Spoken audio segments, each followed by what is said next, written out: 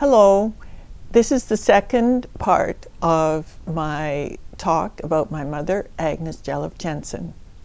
I'm her youngest child, Bodil Jelhof Jensen, and this is coming to you from the clean end of my living room in Laval, Quebec, Canada.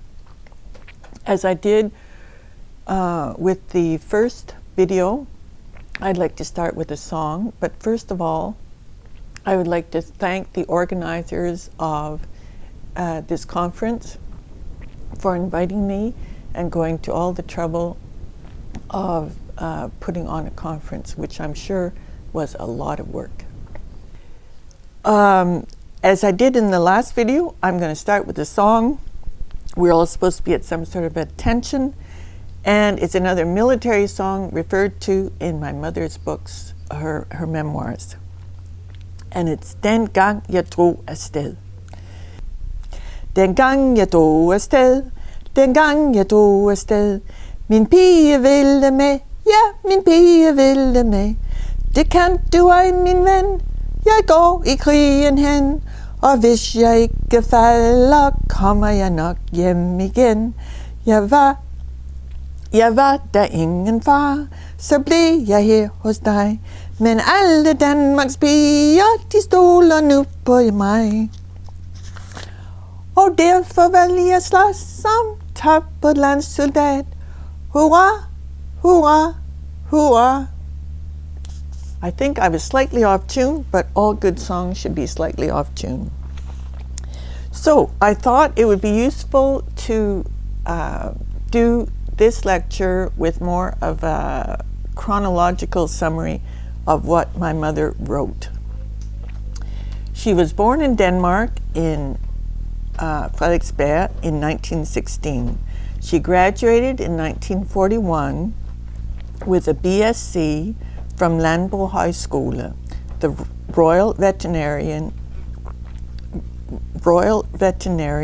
and Agricultural College of the University of Copenhagen, which is now affiliated with the University of Copenhagen. In 1943, she fled Denmark with her 9-month-old son in the Jewish evacuation, which included about 8,000 people. In 1954, having remarried, she left Denmark with my father, her husband, and my sister and myself. Since that time, she lived in Edmonton,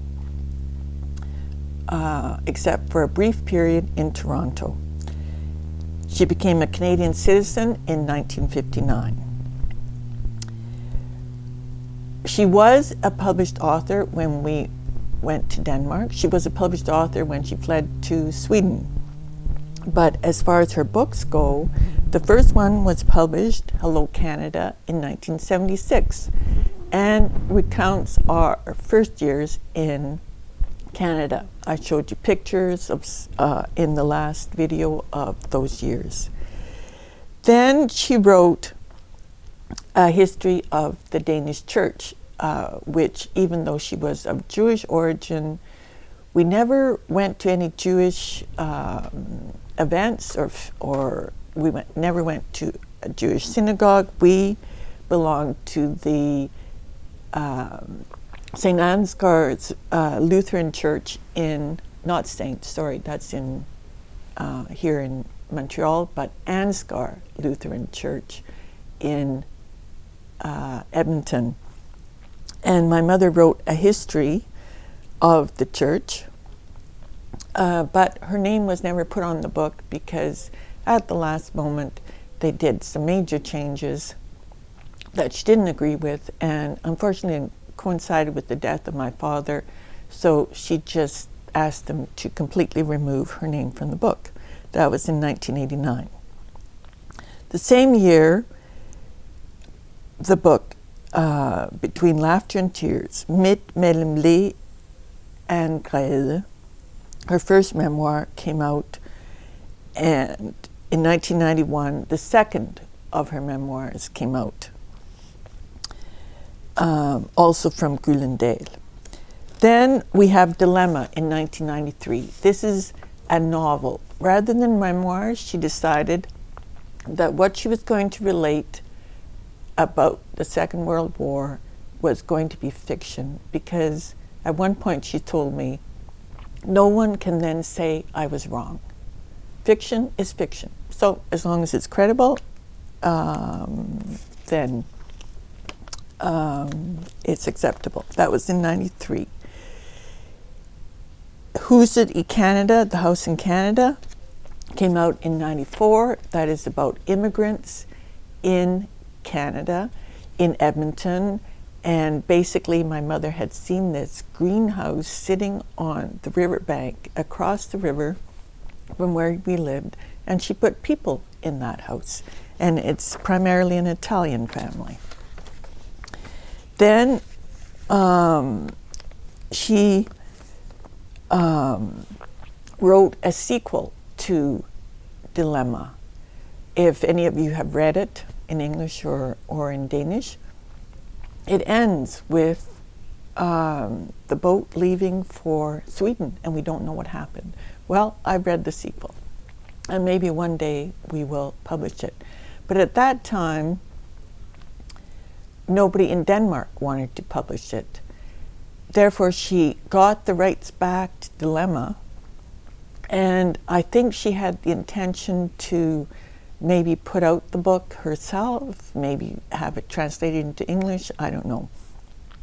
But what happened was my mother got older, started volunteering in the seniors group, which she had now, turned 65, and she was very much in organizations who dealt professionally, such as the healthcare services, with the seniors, and she wrote a book in collaboration with them in English called No One Must Know, and that is about seniors and depression, which is a happy book.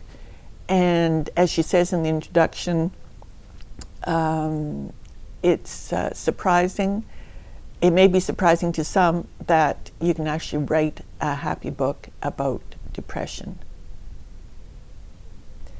After No One Must Know, she wrote Old Age Can Wait, which was about what it's like to grow old. But again, it was written with lots of humor.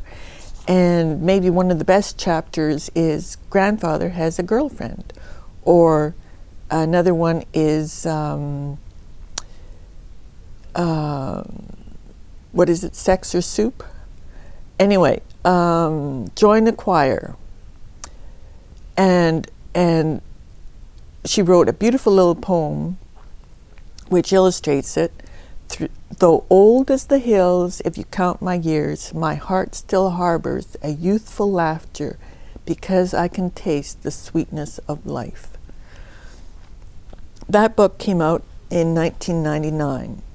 She was, how old was she? 82 at the time. No One Must Know and Old Age Can Wait were published by her own publishing house, which she started because she discovered how little she would receive in royalties if she relied on another publisher. And basically, she published her books and sold 500 copies all over Edmonton and elsewhere. But she enjoyed meeting her public, meeting the people who were reading her books. So she carried on in this vein. As a volunteer, she was president of Seniors Caring About Seniors. And then she had a heart valve replacement operation in 2001. And when she recovered from that, she decided she would concentrate just on transporting seniors. And she started a a group called Seniors Driving Center. And in order to fund that group, she wrote books, which she again sold all over Edmonton and sold to anybody who wanted to buy one. And out of this came her books, Just a Volunteer in 2003.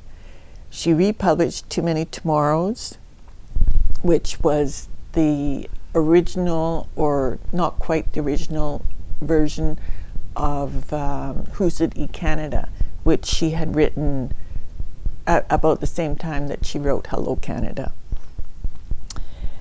And then in 2005, she wrote The Very Reluctant Immigrant, which focuses on my dad, or maybe I think it's herself, who didn't really want to move or immigrate to Canada. And finally, in 2006, at that time, came out a book that is loosely based on her childhood. Some of the stories are the same as in her memoirs. She also, over the course of these many years, wrote many short stories. Like 100 a year wouldn't even cover it. She would send the short stories on ordinary typewriter paper, and we would go up to the mailbox on our way to school, drop it in the mailbox. This was well before computers. Finally, what my mother also wrote were many articles, notably about immigrants, Danish immigrants in Canada, and she also wrote many articles, columns, expressing her point of view about many subjects which were carried in all the major papers in Denmark. So she had a very varied professional career, and at the same time she was this warm-hearted person who was a delight to have as a mother. Her first memoir, Midt mellem le og græde, recounts her childhood on Platanvej, a private street in the middle of Copenhagen in Frederiksberg. And I like to read a passage from it to give you sort of the flavor of what it was like in the mid-20s in Denmark when she was growing up. I'll read it first in Danish, and then it's being translated in part, and I'll read the English. Da jeg var barn, this is on page 112, da jeg var barn, var der også noget, der hed moral. Jeg ved ikke, hvor man havde den, men den synes at være med over det hele. Det var, sagde de voksne, god moral. Der var, sagde de voksne, god moral og dårlig moral. Men det sidste blev aldrig nævnt, især med disse små krykker, der kunne høre så meget. I ordet moral lå godhed og rigtighed og sund fornuft og den lige smalle vej begravet. Man talte aldrig om kunstliv eller andre troværdige tilbøjeligheder, men Anne erkendte faktisk ikke, at kunstdriften eksisterede, og der slet ikke i blandet selskab. Måske talte man om det mand og mand imellem. Det kan jeg jo ikke vide. Men i gode familier var ordet strøget. Man blev gift og fik børn. Nøjagtigt i den orden. Og man så stift den anden vej, hvis der kom uorden i faktorerne. Hvad der skete, når man blev gift, talte man ikke om. Man fordybte sig grundigt i selve bryllupsfesten. So, this was translated in a passage from The Bridge, which published a biography of my mother that my mother and I created together. She took passages from her memoirs. we added things, and basically I wrote the piece in English. And it was republished after my mother's death in 2008 in the Heritage book published by the Federation of Danish Associations in Canada. So I'll just read that. It's not quite the same. The ending's not quite the same, but I think it gives you a good sense of my mother's humor in all this. When I was young, there was also something called morals. I don't know where they were stored, but they seemed to go along everywhere. The word morals encompassed goodness, righteousness, and common sense. People never talked about their sex life or other bodily functions. Perhaps man to man, that I can't know. But in proper families, the word sex had been struck out. People were married and had children, precisely in that order. And others looked sternly the other way if there was disarray in the accounts. What happened on the wedding night was never mentioned. On the other hand, we really immersed ourselves in the wedding feast. To live together without being married was unheard of. Once, when the unheard happened, one of the family's young ladies, distantly related, was expecting a child without a wedding first. The aunts shook their heads of grey locks and whispered to each other, "How could it have happened? She was home every evening before 10.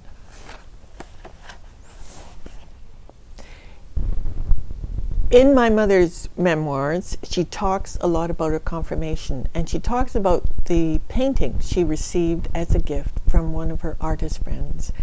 And this painting is hanging on the wall behind me. It's a simple painting of a boat in the waters around Denmark.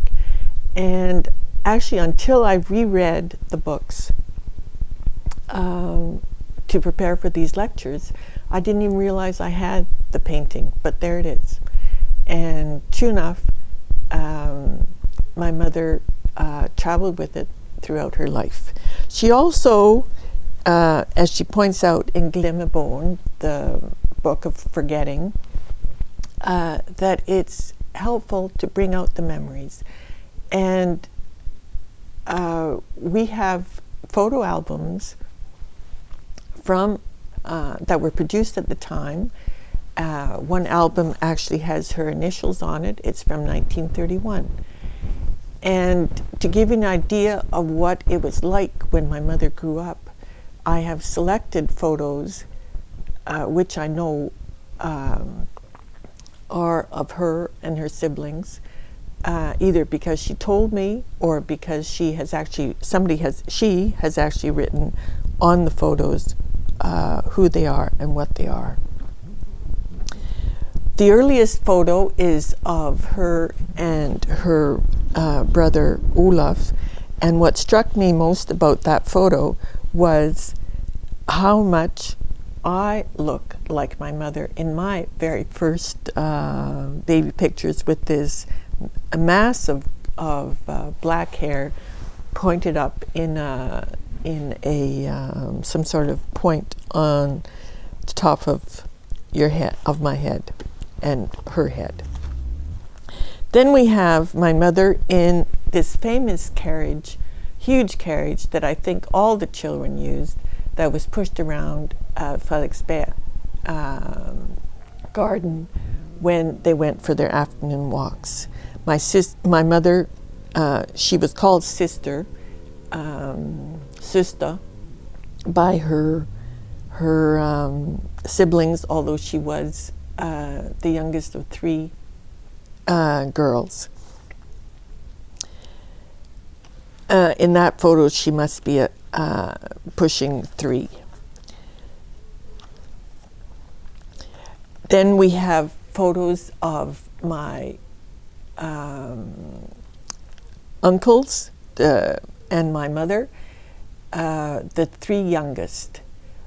Eskil, the very youngest, my mother, Agnes, and Olaf, who was 1 year older than my mother. And they are at various ages. One of the photos is very similar to what was of just Olaf and my mother, is similar to the one that was on the front cover of Glemmebogen. But there they are, presumably in the yard of the house on Plateinvej, and their older sister in one of the photos is sitting in the background. The scout, the one of them in scout uniforms, hung on my mother's wall for many, many years.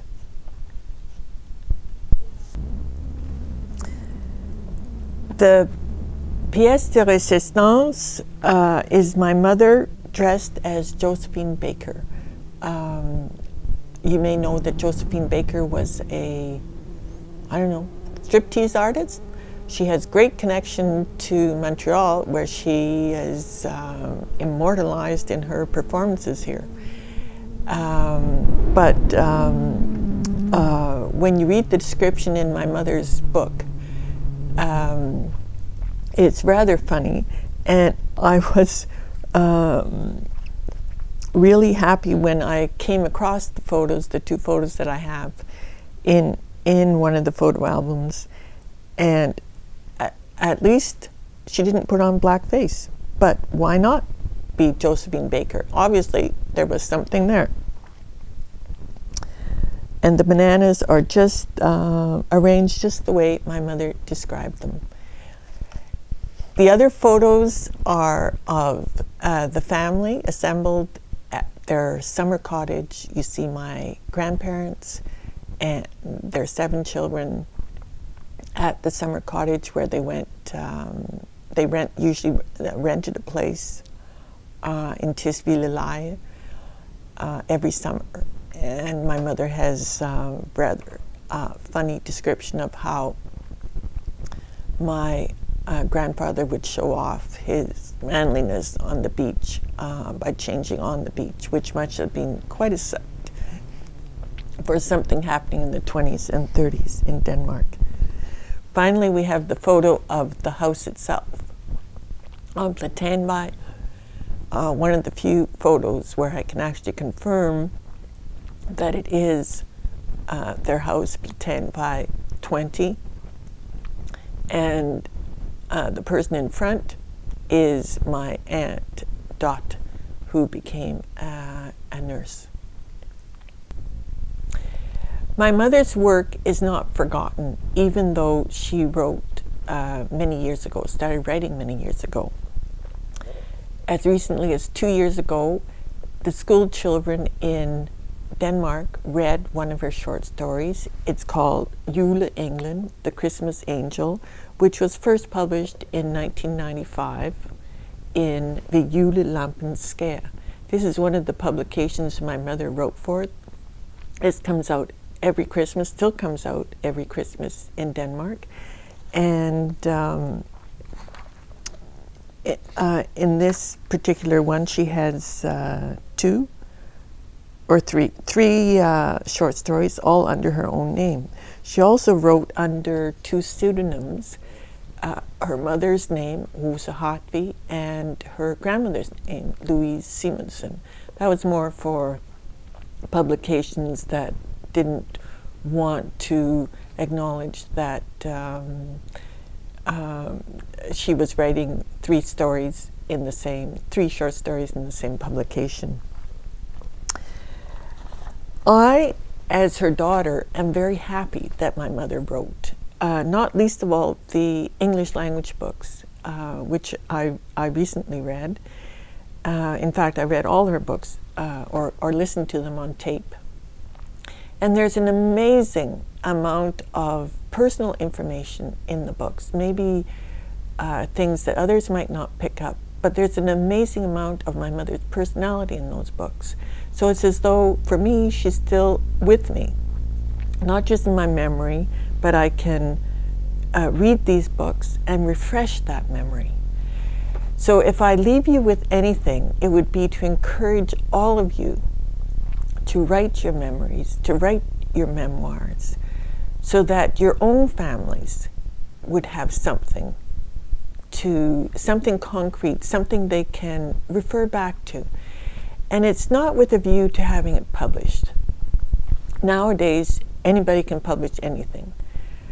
And we refer to it disparagingly as the vanity press. I don't think it's the vanity press any more than my grandfather's book, Lær at spille bridge, Learn to Play Bridge, was a vanity publication. This came out in 1933.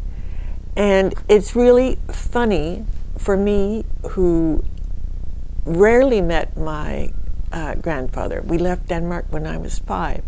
He was deceased by the time we made it back 7 years later. But to read what he has to say about admonishing his children to play decent bridge. I don't play bridge, but I got the message. Like, just do it properly, do whatever you're going to do so that other people can enjoy what you're doing. Before I really close off, I did want to show you one picture which my husband found. This is actually the Stavanger Fjord, the boat ship, I suspect one would call it, that we immigrated on. But to refer back to what I was saying, I would encourage anybody to write something for their family to remember them by. And secondly, to go through your photo albums and write down who's in the photo, notably if it's a relative, because I have 3 photo albums here, which is basically the sum total of what we have from my mother. And in one of them, which we'll say maybe wasn't hers, that somehow she got from somebody else, there are no names. So I can only recognize some people, and the other people, I have no idea if they're cousins or if they are friends or just people who came by for the day and were photographed. And it would be so nice to know who these people were. So the 2 things you owe the next generation is to write something about yourself. And it doesn't have to be long. It doesn't have to be the world's finest. It just has to be something that will give the next generation a clue to what happened before, and maybe even some guidance, because that's what I find in these books. Especially now when I'm going into my own old age can wait, and discover things on these videos like how much I really shake. Well, this is supposed to be the benign shaking. We hope it's benign. I trust it's benign. That's what my doctor says. But it doesn't disturb me at all. I notice it. I can read with it. I do everything with it. I notice other people react to it. And that's one of the things my mother addresses in Old Age Can Wait. It doesn't really matter what other people say. It's how you live your life. And if I had an editorial comment to make about my mother, it would be that she lived her life the best she could.